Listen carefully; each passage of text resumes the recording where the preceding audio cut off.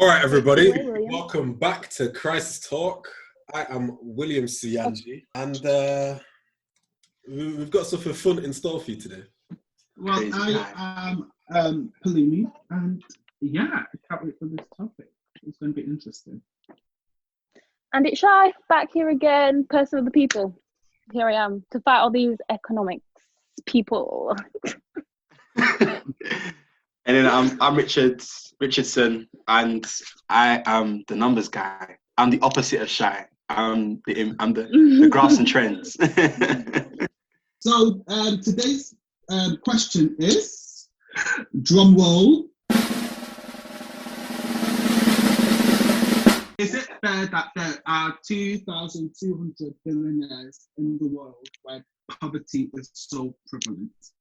Yes, yes, it is fair. It is fair when you look at the root of most of these billionaires. It is mostly, and it's your typical rags to riches story. It's like these people, they had nothing.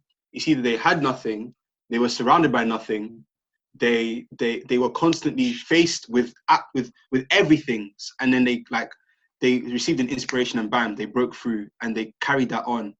And most of the time they use that to inspire others to get to the same position that they're in. You know, I'm the kind of guy that believes that you sow what you reap. And it's not necessarily just in like monetarily speaking, but on the topic of this, like I would 100% stick with that and say that, yeah, that these guys, because they reaped such hard work, they made so many sacrifices to be where they are, they're now able to enjoy a lifetime of freedom. For example, Bill Gates, we all know, creator and former CEO of Microsoft. And the way in which he came up was so out of nowhere, absolutely nowhere. He was just a normal college kid that attended, fair enough, it's one of the best colleges, but he was in a cohort of over 300 plus students. So why was it him that not just thought the idea, but persisted to keep that idea in running, and then was able to use his resources to scale up, essentially? And by scale up, I mean replicate and duplicate their production. It's everywhere now. I'm on a Windows PC. I use Microsoft. So he scaled it everywhere, and you know, he utilized his expertise, and as a result, as a direct result, he's a billionaire. He's one of the richest. He's the world's richest man, isn't he? I think it's actually. Is it? Yeah, it's him.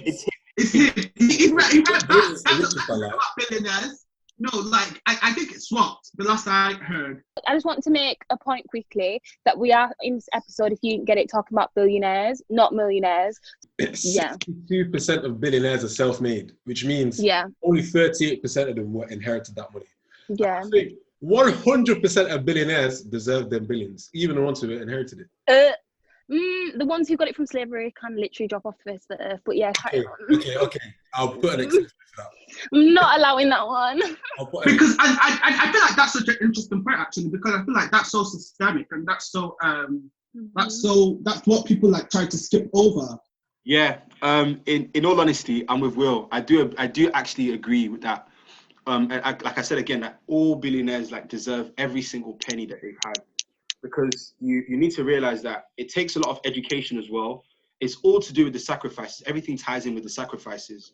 You know, instead of going out with their friends, on a weekend basis, they were in the book. They were hitting the books. They were trying to get their skills up, and then now look where they are. They're in a position of absolute financial freedom, and people are now looking at them as if to say that they owe them anything. Don't look at me like I owe you anything. Honestly speaking, it's their choice. If they want to give, if I was a billionaire, I'll give. If I was a billionaire, I'll put a system in place where I could give back. But that's me. Society likes to pressure people into thinking that, because you have, we should share. No, come on now. That's not fair. If I'm going to share my wealth, then that means you have to share my pain, my sacrifice, my hard work. Amen. Until we get to that point of sharing that, you have no right to touch the fruit that has come from the pain, the sacrifice, the hard work. Well, obviously, what Richard is saying there, that accounts for the 62% that made it themselves.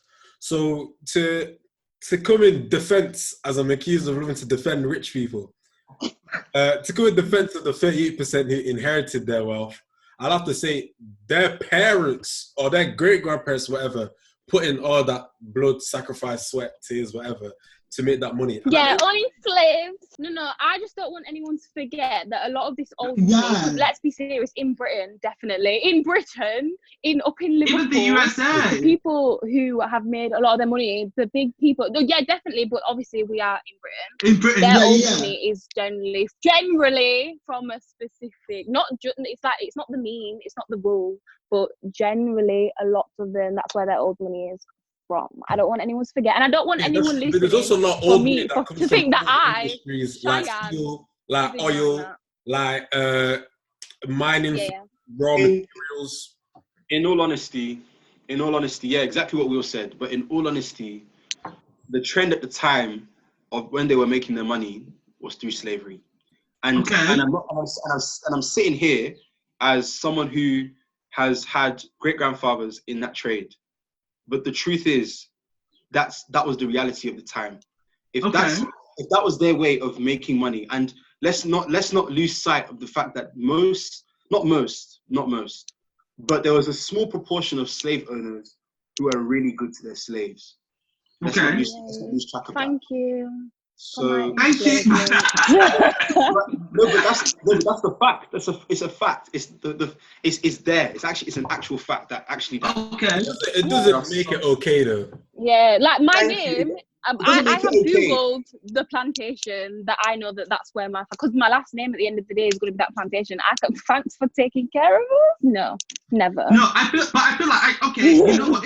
I think it depends on where you come from. It like if you're coming from like a straight business science, like that's how they make money. I do get it. Yeah, which is exactly. I think everyone gets. Yeah, granted. However, I feel like when you say what you reap is what you sow.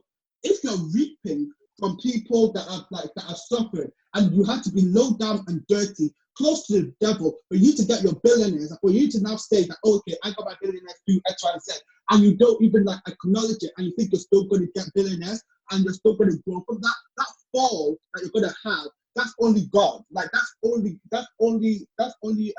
that's outside of exactly human comprehension. But just be clear, you will fall because you're using other people's downfall for yourself to grow. And I feel like that's the lowest of the low of the low. The low. Yeah. If you're using people suffering. Let's not go off on a tangent now, guys. Yeah. I'm sorry. I just had to say that. Tangent, guys. Back on track. I know. Saying that, I couldn't hold it. But also, that's okay. Guys, that's okay. I haven't said much on the actual, because I haven't said anything on the actual topic.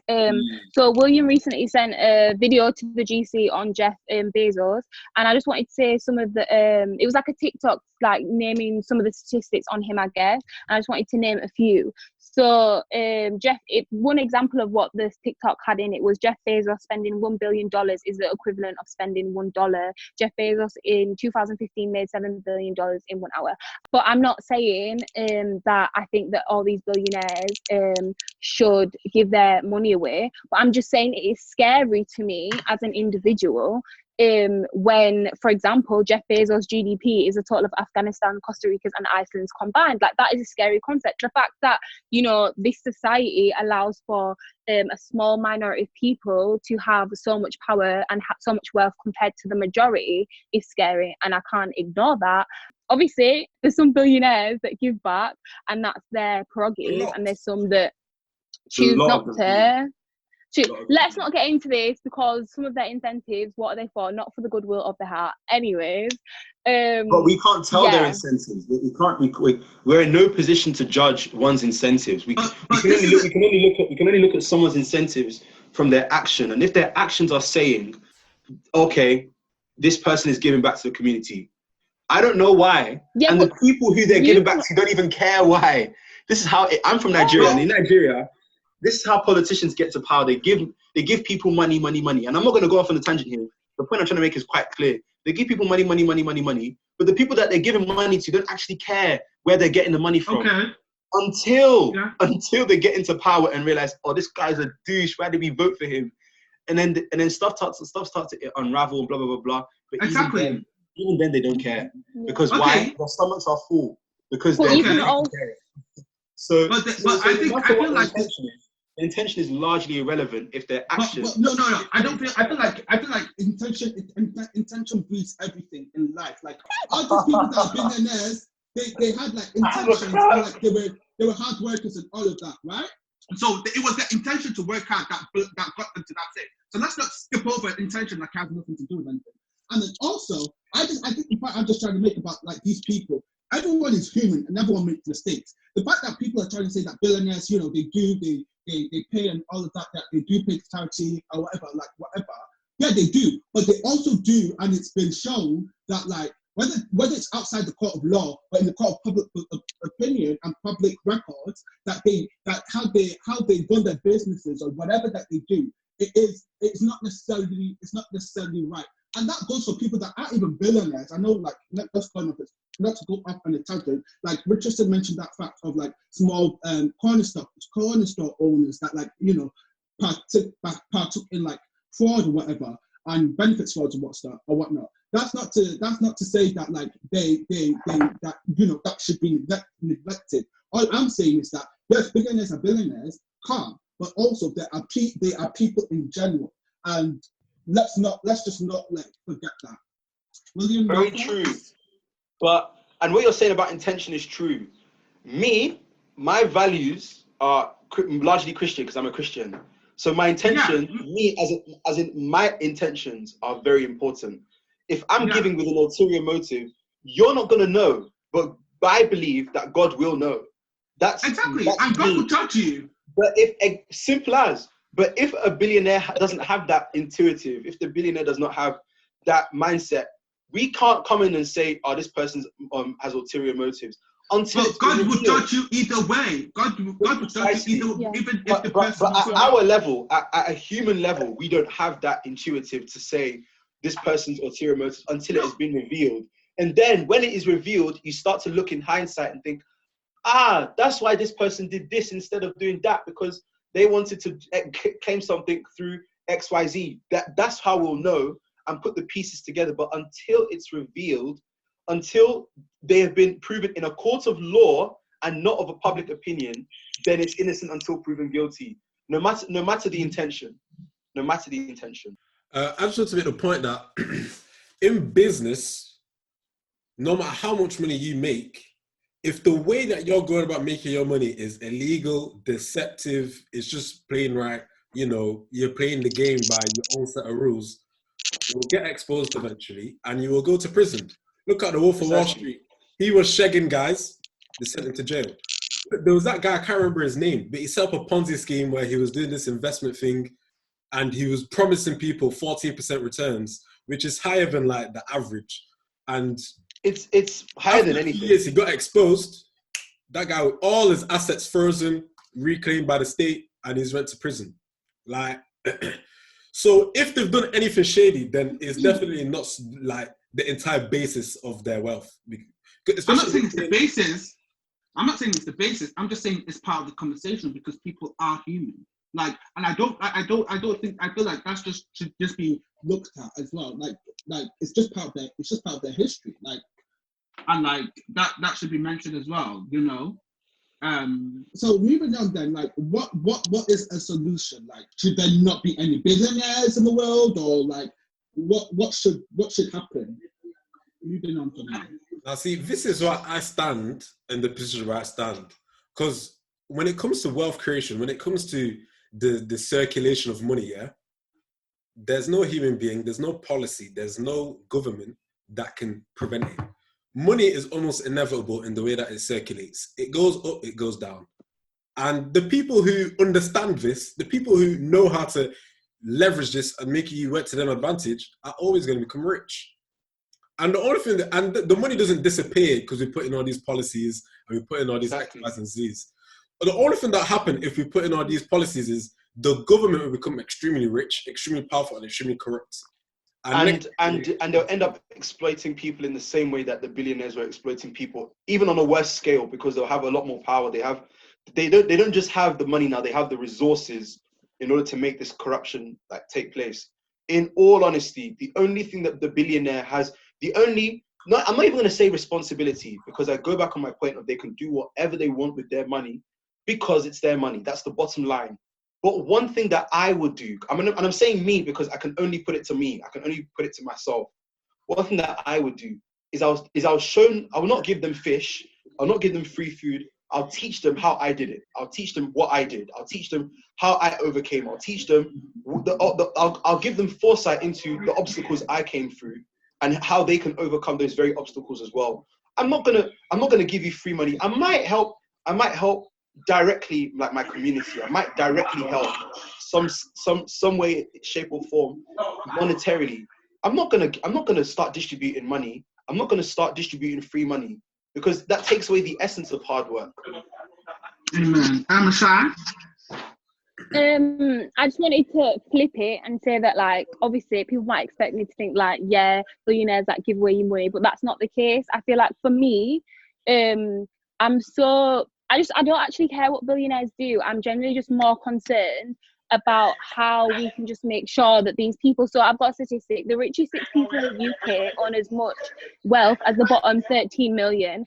I'm more concerned with how we can make sure these 13 million people are no longer at the bottom, or even have an equal chance to other people to, you know, become these self-made people if they want to. Because a lot of people, they have the, you know, you said you reap what you sow. A lot of these people, they don't even have the chance to reap what they sow because their life circumstances hold them back from a lot of that. Like some people, like I've said to these guys, like I grew up with foster kids, like every statistic in their life is literally told and kind of like basically draws a path of where their life's going to go. I'm more concerned with how we can, as people, make sure the bottom 13 million can, even if they just, you know, live on the poverty line, because some people, that's all they want. They're not even dreaming of above, they just want to be on.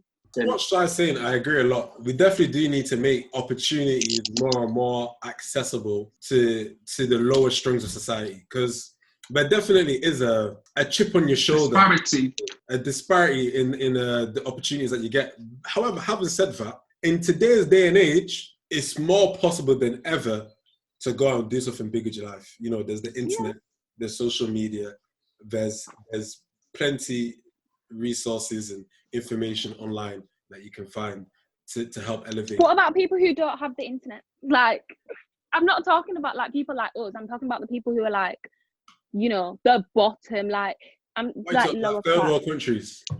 No, well, even I was talking about the UK specifically, but like the internet, that's a privilege. Like if we're talking about how people define the lower class, like there was a study that they did, like I think it was Roundtree, he established like what the different classes were. I can't remember exactly. I feel like, you know, this is sociology GCSE, guys, bear with me, but he gave like a criteria of what it was to be lower class, and you know, it was literally just stuff like who have bread. And obviously if we're bringing that to the 21st century, it would be different, but the internet definitely wouldn't be on there. Like some people, like, you know, they just, like I've said this before, like some people, they don't even have the privilege to dream because that is just so far from their reality. Like we can talk about billionaires all day, but they're not the majority at the end of the day. Like all these billionaires have all this power, and that's the only problem that I have. All these billionaires have all this power and all this wealth, and the majority just do not. It is unfathomable to me. Like I can't. On that point, actually, that actually links directly with what I was saying. With like people can't afford, like it's actually deep. Like people's dreams are so restrictive as a result of like their condition, that kind of stops them from achieving what they have the potential to do. Now there's a book called Rich Dad Poor Dad, and the guy that wrote this book, Robert Kiyosaki, he grew up in a very poor background. His dad was the poor dad, inverted commas, and his best friend's dad was the rich dad. And I'm not using inverted commas for that because he was rich, as in so rich. The point I'm trying to make here is he was poor, but he refused to allow his circumstances to affect, one, the way he could dream, and two, the things he could achieve through that dream. Now, he did have some influence from his best friend's dad, but that was 1970s, 1980s. We're in a time where if you want to surround yourself with people who have done it, with people who have come from, nothing and literally have made it in their lives as billionaires, you have the choice and you can do that. I bought the book. I don't read books, but I bought that book so that I can find out how he did it and and if there's anything that I could transfer into my life. There are audiobooks, the internet, and if you think about it, again, it's true, not many people have access to that. What can the billionaires do in those situations? Go to those places and teach the people how they did it. If you look at it like this, a lot of the places that poverty is really rampant are countries and economies where their export infrastructure is mainly primary resources, oil, metal ores, agriculture. If a billionaire goes with their financial expertise and teaches these farmers, teaches these miners how to extract coal, how to extract these things, and scale their production to a point where they can make it profitable. That's you're not just providing, you're now sustaining, and now it's ongoing. But what I find is like these billionaires and all of these, even all of these like companies and stuff, it's that they once you get to a certain position in life, you want to stay there. You want to keep that high. You want to stay billionaire. You don't want to go back to being poor. Like Jeff Bezos is not going to want to go back to that basement in like when he started Amazon. He's not going to want to do that. He's going to want to keep that position of being a billionaire, right? To be very honest, he has a picture of his office in 1996. Right, so, exactly. So because poverty is a mentality as well. I feel like it's like I was gonna say that. If he stayed there, like he would have dead ass been poor all his life. But he worked against it. So you know what, that picture to me, I don't know what it represents to him, but like that picture to me represents, oh my God, this is what I started off with, and I'm going to work hard and so hard not to go back there. Calm. And what I'm about to say. Most of the time, sorry, bro, just really quickly. Most of the time, what these people have their money. When these people have memoirs of themselves back in the day, it's not really to say to themselves, I don't ever want to get back here again. It's the opposite. It's to humble themselves and to remind themselves where they actually came from. Warren Buffett still has the same car that he used to drive before he became so wealthy. Why? Because he wants to remind himself, this is where I came from. This is me. I'm never too big. I'm not too big or too important to help people. Yes, so all of these people, however you look at it, some of them might use it, as a way of not going back to that lifestyle, or some of it might just be used as a reminder of like, oh, I'm still that same person. Granted, but if we're talking just business and just like, just business, right? All these billionaires that you have, right? It's just human nature, survival of the fittest, right? So that's why you have like people like Bill Gates and even Jeff Bezos. They buy out their competitors, right? So they buy out, they get companies like if a company is going to come up, if they smell that a company is going to come up to their level, even like with Facebook, they bought Instagram, WhatsApp, like because they thought, oh my God, these people are going to try and come from my situation. They're going to buy out these things. I feel like the billionaires that are in power right now, it's just human nature for them to like want to stay on top. And in that human nature way, there are certain things that they do that shady, or I don't know, like it's just like they're just bending the rules or whatever you want to call it to stay in that position. And I feel like that has to be addressed as well, because that gives a holistic picture of like, oh my God, if you're going to be a billionaire, like these are the things that you have to sacrifice. I just wanted to say about what Richardson was saying. and stuff. To add on to that, the problem as well that I think possibly, like, obviously I'm not a billionaire, I don't know, but helping people in a way that mutually benefits you and other people would be beautiful. It would be amazing. However, I think the issue lies with the fact that they already have capitalism. They already have a system set up. So they're probably thinking, why would the hell would I change the way I'm going to do business when I'm good? Like, do you know what I mean? Even stuff like paying people wages, say like in the United Kingdom we have living wage or whatever, or a minimum wage that you like can't go under and stuff. They could possibly pay their employees more, but they're not forced to. What is the incentive? At the end of the day, capitalism is about maximum profit. So a lot of these people will never truly be helped at the end of the day, because what is the incentive? There's not one, because capitalism is benefiting them at the end of the day. Like, I'm not saying not one billionaire might go out of their way to, you know, help people at the bottom or help the people in the city, in the village, wherever they came from. But at the end of the day, like you said, survival of the fittest, people do things to benefit them. What is the benefit other than morals? And morals don't make money. I'm not saying William. I'm for the people, guys. William. I just want to slightly disagree with what Shah just said about what capitalism is all about. Because capitalism is not all about making profits. It's about creating opportunities for yourself. It's about setting up your own bag for you to secure it. And I'd also like to say a mutually beneficial thing. Because even though, yes, Jeff Bezos is making 1 million times more money than his warehouse workers are making, but both of them... Billion times more. Yo, however much more, he's making a stupidly crazy amount more than the warehouse workers. However, you know, these warehouse workers, you know, say you're in a situation, you got no GCSEs, no A-levels, no degree, no necessarily marketable skills. This guy said, yo, all you need to do is have a passport from the country. Boom, you could come work in my warehouse. I'll pay you £11 an hour. Now you can pay your bills. You can support your family. You can enjoy your life. Now, yeah, he doesn't make so much money as Jeff Bezos, but at least now he's not dying. And, you know, and this is a guy that the system would describe as useless. He doesn't even need to make the same amount of money as Jeff Bezos, because he hasn't got the same credentials as Jeff Bezos. The thing is, this point was the nail and Will was the hammer. You hit the nail on the head. Because these guys, Warren Buffett is, I think, you know, he used to be majority shareholder. No, he still is majority shareholder of Coca-Cola. Coca-Cola have bottling plants everywhere in Nigeria.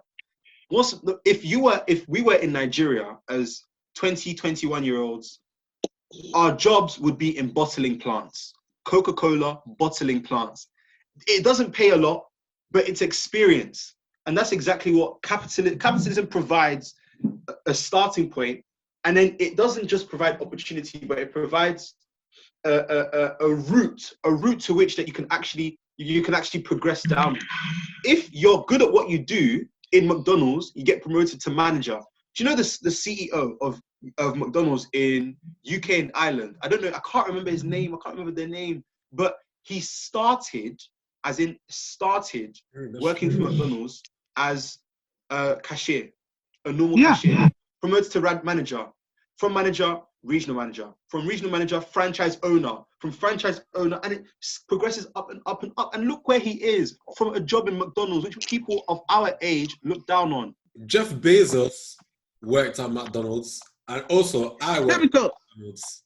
You must call liking it. But I agree with everyone. What's Jeff Bezos' favourite colour, William? What's his favourite colour? I feel like you know. Favorite colour is green. Right? I thought that's what William was gonna say. What I'm saying, but I get exactly what you're saying, and it's good that like these people can progress and like they do so in this. Like it's good that they progress. What I'm saying is I there's an issue I have is, and this might be whatever speculation, whatever you want to call it, but I have an issue when it comes to people get into a certain level, and then the people that are already at the top taking it from there and like capping them and saying, "Oh my God, you can only get to this level." And I feel like that's the issue I have, because you know that like to themselves though. No, but it's not about let. It's just about how it's a systematic system. it's a systematic system, because like, if you don't have that money, if you don't have that money to stand the weight, you're gonna have to you're gonna fold. So I feel like, yes, we can talk about all these. You might not need money. All you need is value. If you've got the value, the money will come. The money Value, will come, persistence, character. Definitely, it will. But what I'm saying is that I don't think that we should just skip over the fact that, like, the fact that poor people, and even for them to get to that level, like they are somewhat like capped, because you can only achieve this. Like, yes, I want you to. Yes, you can be great and all of this, but no, you can't be that great. It's like, and I feel like that's something that needs to be addressed. You to believe that, though. It's not about what you believe. It's a system. It's something that's systematic. Will tell me, William, all you will do is mediocre, but I don't believe that. Go on, Shy. Go on, Shy.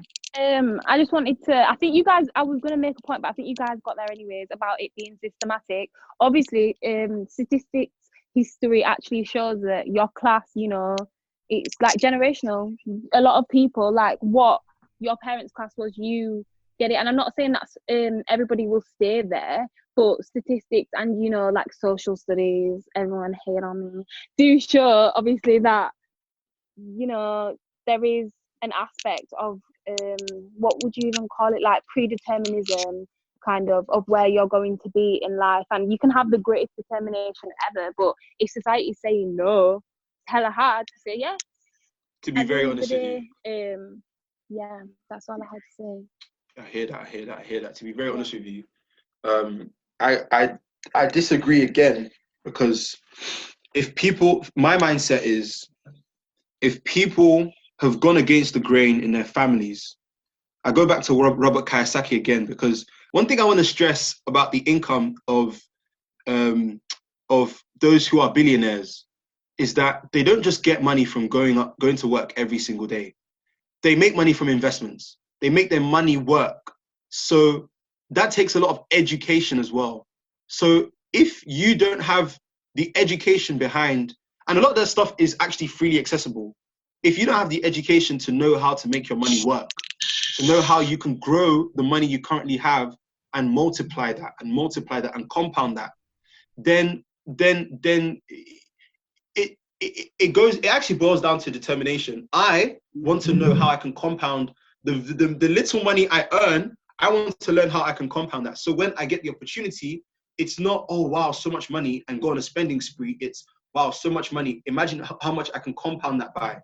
So it's being a billionaire doesn't just stem from the zeros in your bank account. It actually starts from the mind. If you want to be it does. You have to think like one from now. You have to start thinking like one from now. It does, exactly. If you want to reach out to people and help, the best way to help is through money. We could say all sorts, but the best way to help is financially. And if you want to be is the best way to help, Richardson. We just need to all love one another. Oh my God, William. What I wanted to say was, is love gonna pay for my boiler? Is love gonna pay for my gas? I feel like one thing I want to say is that, like, I feel like when in regards to the poor people, I feel like education is really important. So I feel like the education system needs the right education is really important. But I feel like the education system that is in like high school, if there's an education out there, which I don't think there will ever be, because the rich people, the really rich people, still want the poor people to stay poor. But anyway, I'm saying that if there was like an education system, that is cap. I'm not saying they don't want to, but it's just a result, exploitation in capitalism. What I'm saying is that I feel like there needs to be an education system on like people on like if the education system would taught people, okay, this is how you do taxes. This is how you that's the fault of the education system, not the billionaires. I'm not talking about the billionaires here. I'm saying, like, because one of the questions I feel like is how do we move on from this? And like, you know, because Shai said, let's get people at least to the poverty line, or, you know, somewhat above that. Like, I'm saying that these are like, I feel like these are the solutions that would help. It's about teaching the children from that lower class, and the income being so low that if you teach them, okay, you know, you might not have a lot, but you know, you can do this. You can, like, this is how you do taxes. This is how you do this. The thing about it is, our education system is set on safety, and this route of investing, wealth management, blah blah, it's risky. You know, Because if the education is now start, because say for instance, you know, I might be good at engineering, but all this accounting, finance, that's not my thing. So you know, better teach me to do this instead of teach you to do that, and then I do that wrong and ruin my life savings. You see what I'm saying? No, but I'm saying that No, I agree. I'm just talking about the basics though. Like, teach me how to do tax. Like, ultimately, what is you guys' opinion on the first statement, which was Palumi? Bring it back home. Is it fair that there are 2,200 billionaires in the world when poverty is so prevalent? There might even be slightly more billionaires than that now. But I think it's fair. I think it's unfortunate, but it's fair. Like, Jeff Bezos didn't take that money out of the poor people's pockets. We gave it to him when we bought our books on Amazon, when we paid for Prime memberships, when we used the services. We gave him that money.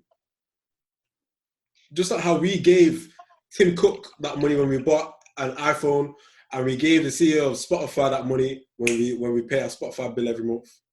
So I think it's fair, personally. I think it's fair. 1,000% fair. I think it's fair in the sense that these people have worked and they continuously work. They don't just relax and go on holidays all the time.